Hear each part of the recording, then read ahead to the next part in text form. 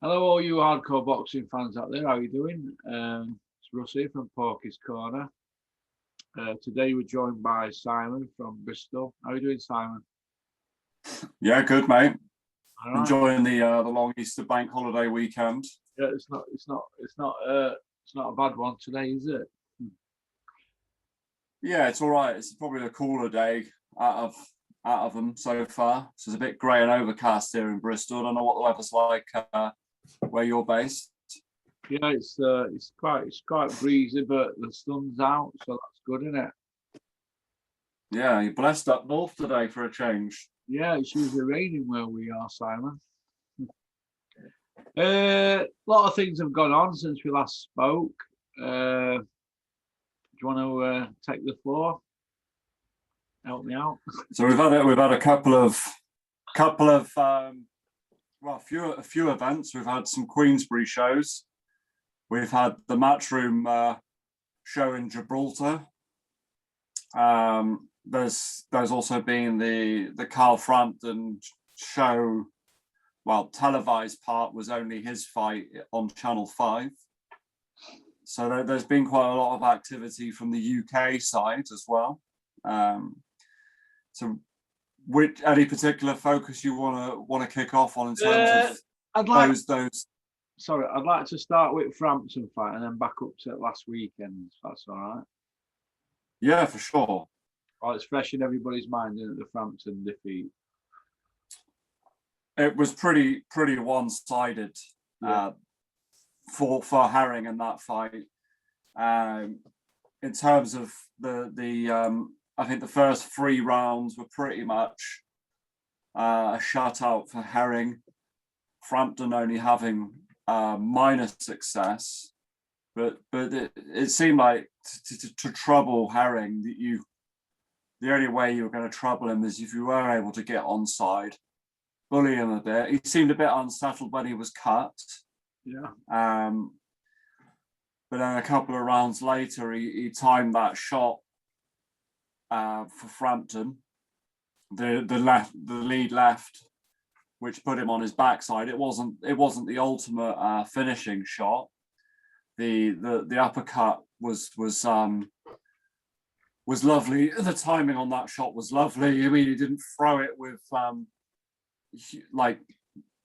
big animate. It wasn't a big animated shot. It was just perfectly timed, and that was game over, career done for Frampton with that one moment. There was no way it just didn't look like he was recovering. Yeah. I think it was a trend with Frampton's knockdowns over his career. Yes, he had been down before. It never seemed to be in trouble with any of his other knockdowns previously. But this one was a shot that went from his feet right the way up through his whole body. That really put him on his backside, and it was a fighter that was possibly at the wrong weight and well on his way out as well. Do you feel that obviously we call it correct, didn't we, what was going to happen, because we've said that Frampton's been shot for a bit, but do you feel that these so-called experts that are around Carl Frampton, his training team, Jamie Moore, Nigel Travis, all these other so-called experts, you feel that at least one of them should have spotted something that said, you know what, this kid is finished. He shouldn't be in this fight. You think one of them spotted it, but do you think they just didn't say it because they all wanted to get paid? What do you think? I mean, I think that if you're looking at the relationship with the Moore camp and Frampton, I think his best win with that setup is the Nito Donaire win, but that's not prime Donaire, is it? So he was chasing after his third world title at 3 different weights, but the physical size difference on Saturday night was that was too much of an obstacle. I mean, 5'10" versus a guy 5'5". Frampton's, I don't believe he's fought at that weight before. I think it was one slipped in. it was all wrong for him. I didn't score the fight live at the time, but like I have done previously, but it was so one-sided. And it didn't really I didn't really see him getting any way of winning that fight. I mean, I said that Herring would win by points prior to the fight. I was proved wrong. I didn't expect it to turn out like that, but the physical advantages paid off, and those big long levers were a massive asset for Herring. Yeah. See, my argument with it is this: there's a sense of entitlement going through boxing at the moment. People seem to think that they can mask over what a fighter's got left in tanks just so they can get him to a pension fight. We've seen it with Crawler in his last fight. We've just seen it with Frampton. We're going to see it with a few other people as well. And I don't think it's right, me. I think that these trainers know if this person has got it or not. We saw it with Darren Barker, didn't we, when he went to fight Stern?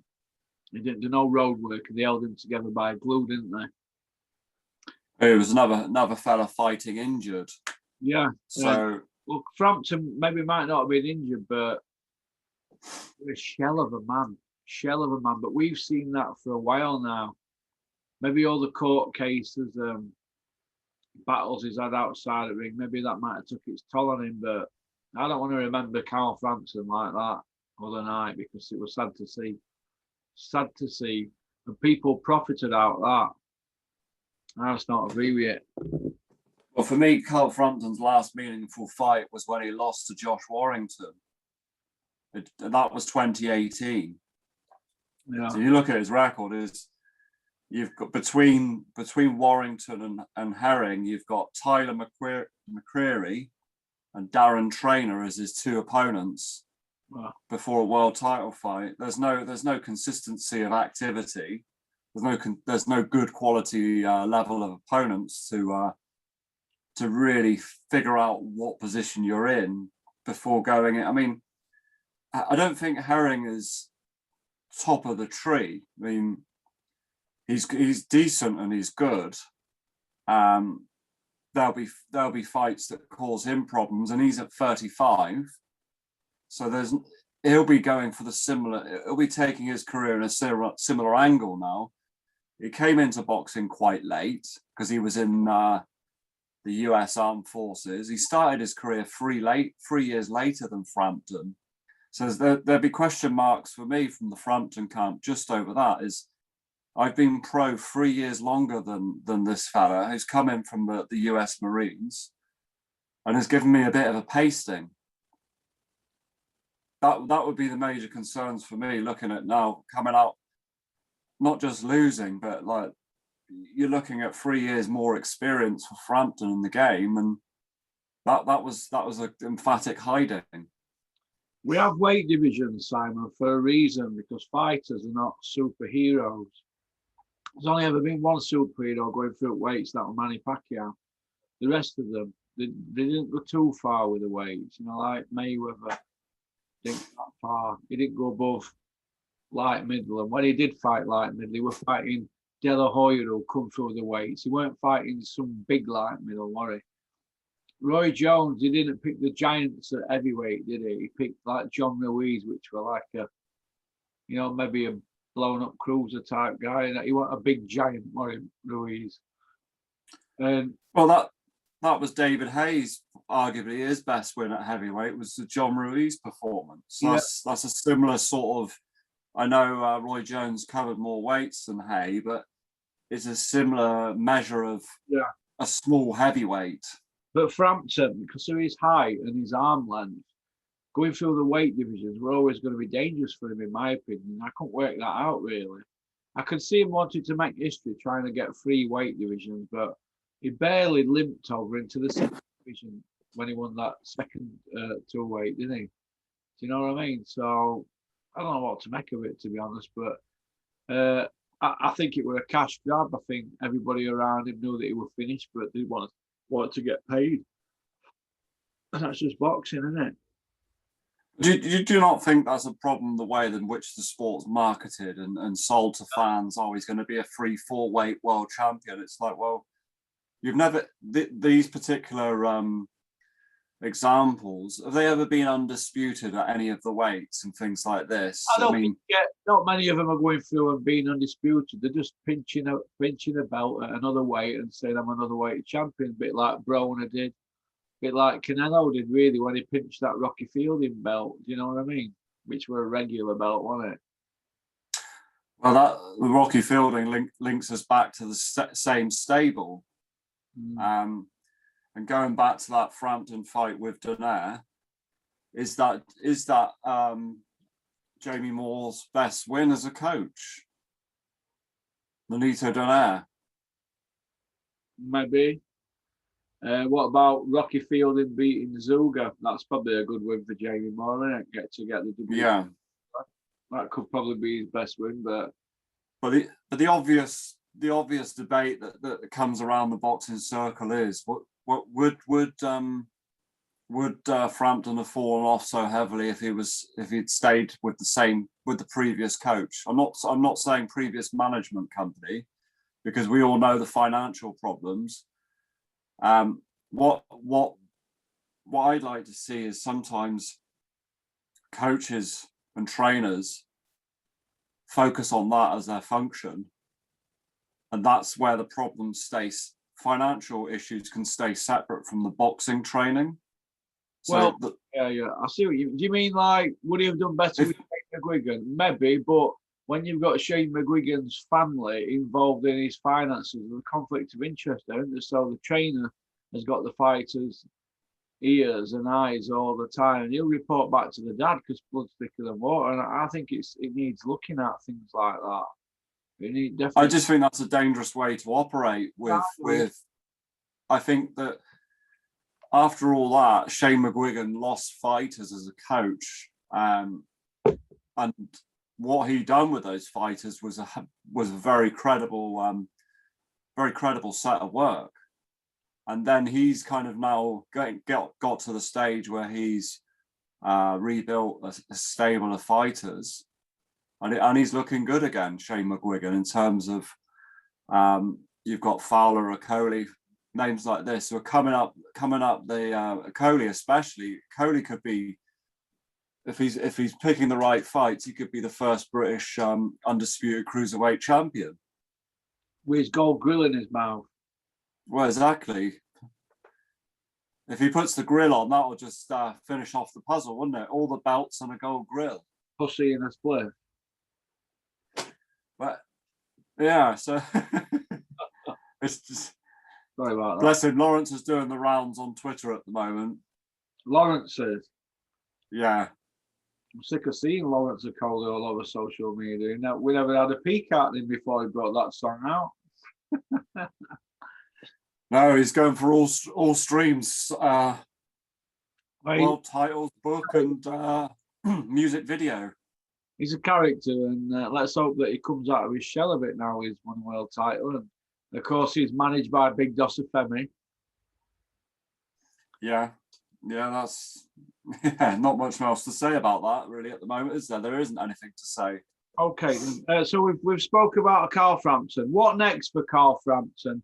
Let's just wrap this up. I personally think if Warrington loses against Lara, I think Frank will put Warrington and Frampton in an island and try and get a trilogy out of it, because these promoters, they have to get mileage out of somebody. They never really let them walk away when they've got a bit of pull, do they? No, I mean, I think Carl Frampton, if he's financially set up, could go and enjoy some family time back in Northern Ireland now. Yeah. As far as I'm aware, he spent a lot of time away from his family over his training camps and things. So there's been the sacrifices to his career. So he's got more than, if he's got enough money in the bank and that he's set up, then that's the right time to step away. He has lost fights before, but you've never seen him getting stopped, have you? It's always been unanimous decisions. The Santa Cruz defeat was on reflection, the second one was a fair defeat. And I don't think he would have won the third fight if it went to a third rubber match. I think that was a better version of Santa Cruz in the second fight. But as far as having a Josh Warrington fight in Ireland, let's see how Josh does if he fights Maurizio Lara again. Yeah, because Josh Warrington, that was his first defeat, and that was a big defeat. It wasn't like it was a split or a unanimous points decision. That was a big hiding he took there. So I don't know if they're going to. Is there any news on that in terms of the rematch? Any whispers anywhere whether he's going to jump in straight away? Warrington Lara. Yeah, is it just saying that it's a done deal for Headingley, aren't they? This summer. This year, yeah. On pay-per-view. Imagine if he gets beat heavy in front of his hometown fans like that. No. Eddie won't be bothered, will he? To get paid, won't they? Well, yeah, I mean, I don't see that result changing, because that's the first time we've seen Warrington hit against an actual someone who can punch at the weight, like seriously bang, and he was in trouble, and yeah, that it was stopped badly. So I wouldn't have him straight in for the rematch. You'd sensibly match him up against another fighter that's not as dangerous, but can mimic certain parts of that fighter to just test it as a yardstick. And if he doesn't come out well against a less dangerous opponent, then it might be worth just staying away from that. Yeah. You don't want to put miles on your clock. If you're looking to get out the game in a couple of years, you don't want to be taking another beating like that. No, you don't, my dear. Okay, then.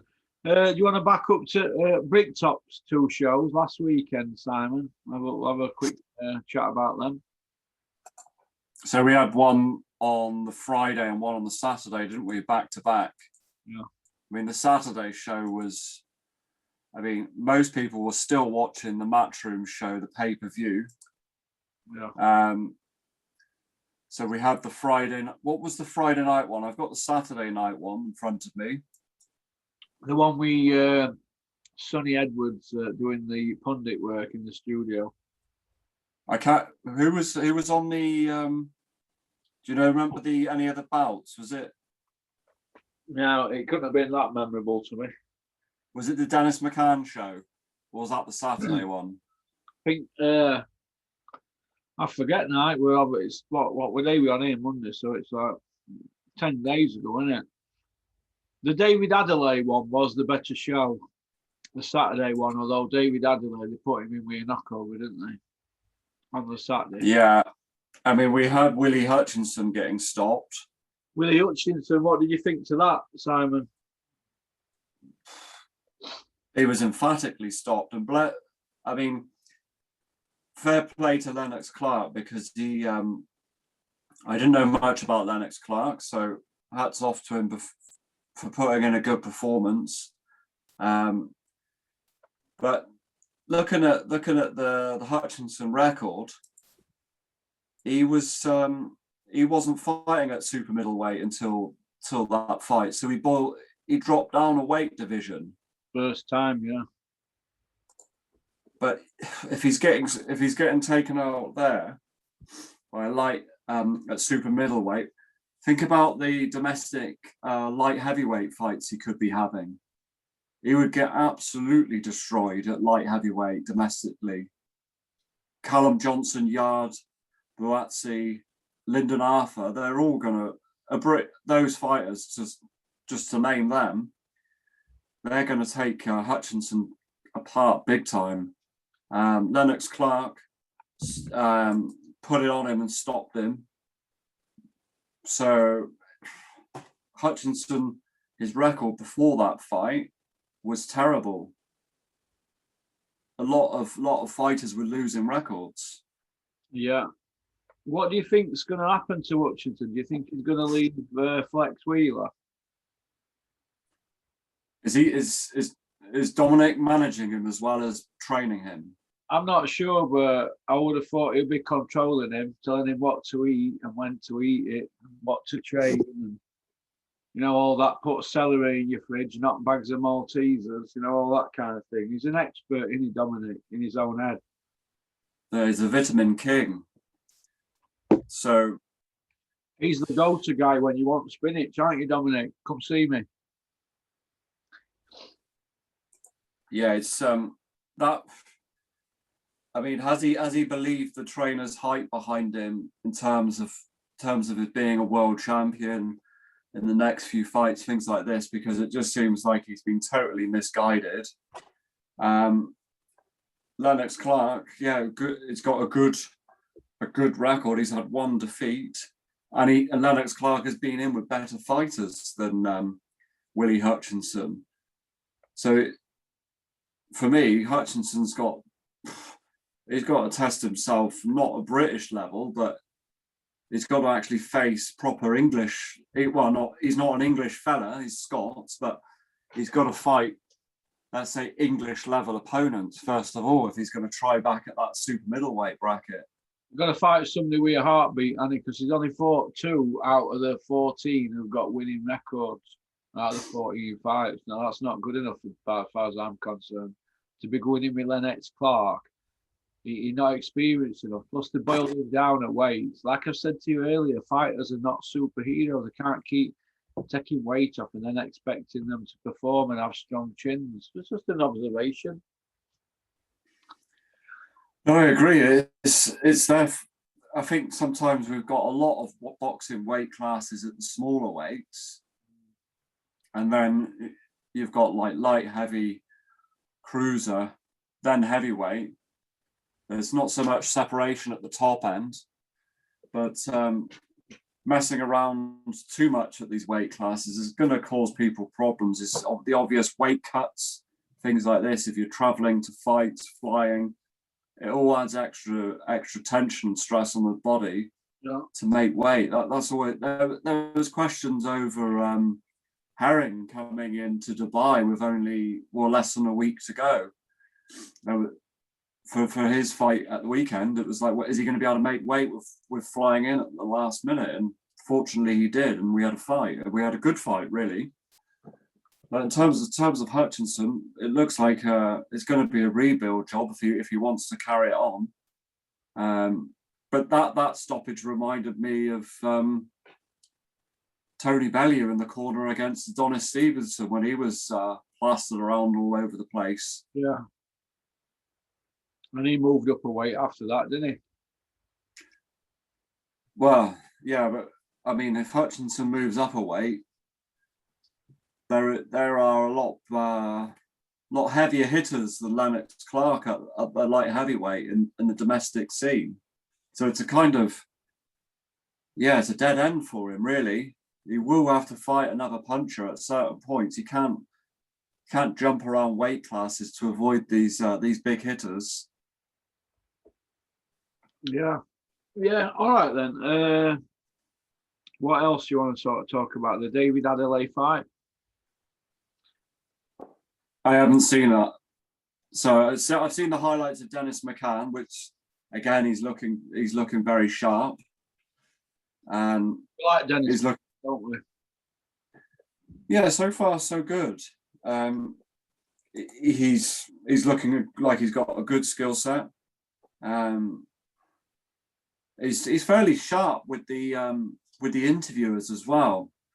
Yeah. I think he's got sort of a cute streak in terms of where he's actually playing with the people that are interviewing a little bit. I think he's actually taken time to think about how to be a little bit witty with the people that are interviewing from the TV channels or the internet video platforms.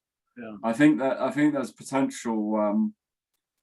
He could be a potential leading star for the BT Sport platform. I think that is Bricktop's saving grace for Queensberry at the moment. Do you feel that Bricktop's on the slide? In terms of names and cards, it's not looking too great for him, is it? I mean, just to go back to that last paper, the Matchroom pay-per-view. I mean, we haven't seen figures released and things like this, but if you're just taking social media as a yardstick and people discussing live on Twitter and things as these fights are happening, most of the UK boxing world that night was talking about the fight night in Gibraltar rather than the BT Sport card. That's a big problem. If the boxing audience attention is on a pay-per-view rather than a normal free-to-air show, you've got problems as a platform there. Yeah. And also the fact that they did have the Frampton show and then Channel 5 aired it. And I know my own personal social circle that a few of my sort of boxing contacts and some mates who are sort of would admit that they're boxing casuals. They're more football fans as well. So they tuned in to watch it on Channel 5, and they said it was a great fight. Obviously, domestically, it wasn't the result maybe people would have wanted, but as far as entertaining the casuals, I mean, you're watching that 5 or 6 rounds of a couple of knockdowns and a stoppage. That's good for that sort of market. So, and for it to be on Channel 5 rather than BT, bad move by BT that. Yeah. What do you make of all these announcements from Eddie Hearn regarding Fury, Joshua? And there seems to be something every day coming out from both camps. But where do you think we are with this fight at the moment, Simon?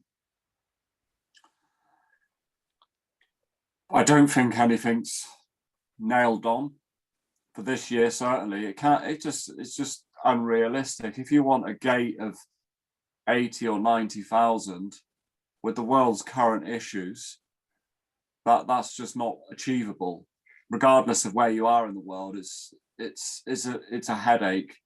Yeah. You've got one side of the fence saying the deal's not done, the venues have not signed and sealed.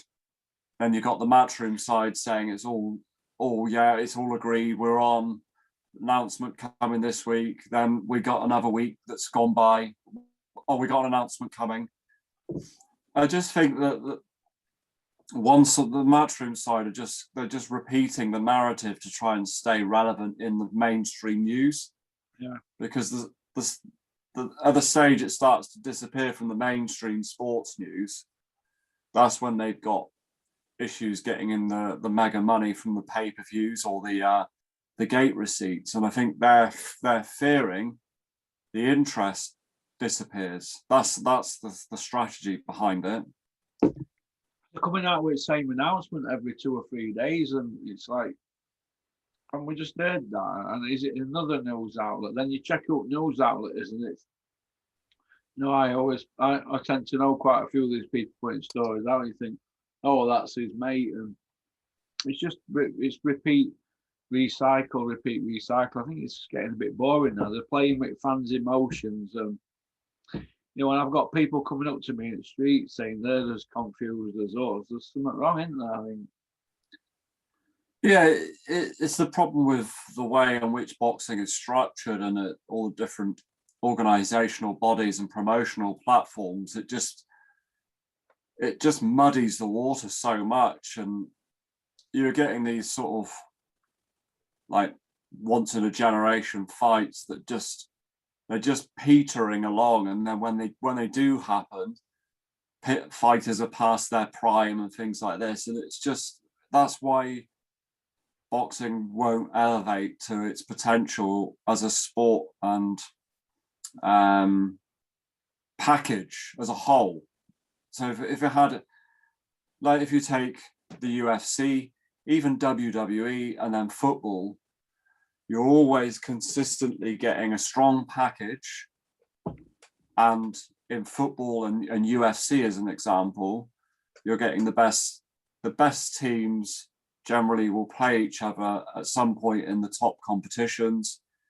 In the UFC, they're now trying to negotiate Francis Ngannou with John Jones. John Jones is arguably one of the best pound-for-pound fighters ever. and that could then be like the UFC's biggest ever fight in terms of pay-per-view and gate receipt if it's then confirmed. Yeah. That business is operating at a lot quicker speed. Then you have to look at WWE as a product. It's still very strong and serving that fan base really well. And there's just no issues in terms of how other sports and how other industries execute their business. But boxing is just infighting and squabbling and egos, problems everywhere. Yeah. All right then. What do you see happening with DAZN and Eddie and Sky? What do you think's happening there now? And Calla in mix. What's your take on all that, Simon? I mean, Calla Sauerland going on to Sky as the main staple might be a smart move, but has the Sauerlands got access to the best in terms of European and UK fighters now? No, I don't. In terms of a stable, I don't think he has at all. The Sauerland enterprise has not got. So it's all very well that they could angle in on Sky, but I think by doing that, it just strengthens Hearn's position because it will sew up the UK market, and the DAZN relationship will continue. So I don't think Hearn's at risk so much. I think it'll be more of a risk to Sky and Sauerland, and it'll be interesting to see how Sky and Sauerland negotiate fighters to get on their bills if they're separate from Matchroom. Do you think that Eddie might freeze them out if they're going to be working with Sky and not let them use his fighters to get on Sky? Well, I believe my personal sort of instinct is that Hearn wants to take over as much as world boxing as possible. I think he wants to do as much as he can in the States, which is the reason behind the Canelo relationship and the DAZN relationship. And then I think that he wants to take over as much as he possibly can. He would like to I think his most obvious rivalry is finishing off Queensberry. I think that would be one of his personal achievements if he could finish off what his old man had going on, come back into the game, and then take out Warren and Queensberry. But also, I think I'm not sure whether there's sort of that angle with Sauerland. Yeah. But if he can have as much as the boxing pie as possible, I think that suits his agenda more so than trying to have the best matchups and things like that. I think it's all about the business domination rather than making the best fights. I think about seizing territories and platforms is his way forward. It's kind of like what you had back in the day with Vince McMahon and the wrestling was all territories in America. It was all territory based. And Vince then decided that he was going to set up he had his organization, his family had it going. And then they started building their product and eventually took out most of the other territories around the States. Yeah. All right, then. We'll finish off on Billy Joe, Canelo. How do you see it going? Still not giving any more chance to Saunders. From what I can gather, he's still in Europe. Yeah. So I just don't see that position changing on that fight at all. The fight's being advertised, but is Team Saunders even in the States yet? For me, if you're not knuckling down at this stage now in America, it's not sensible preparation for me. There might be more reasons behind that. I don't know. I think they're there already. Hey, actually, I think they landed this. Sorry. They landed. I think they landed this morning. Okay. So they've yeah. Let's see how things operate in the States for them. I mean, you would think that as when the Americans get big fights going, what we normally get is the good sort of documentaries behind the scenes. The HBO ones used to be pretty good, where we used to get those documentaries where the two fighters, you got a bit behind the scenes with their camps and things like that. Just a bit more insight into what's going on with the fighters and the build up to those shows. So hopefully we can get a taste of that. Just see how the two teams are preparing, really. All right then. Okie dokie. It's been nice to have you on, Simon. Thank you very much for coming on. Nice to have a catch up. Thank you, man. Have a great Easter. What's left of it? Easter Monday, and we'll speak again this week. Yes, mate. All right. Thank you. Yeah. Take care, buddy. Cheers, mate. Bye. Cheers. Bye for now. Bye.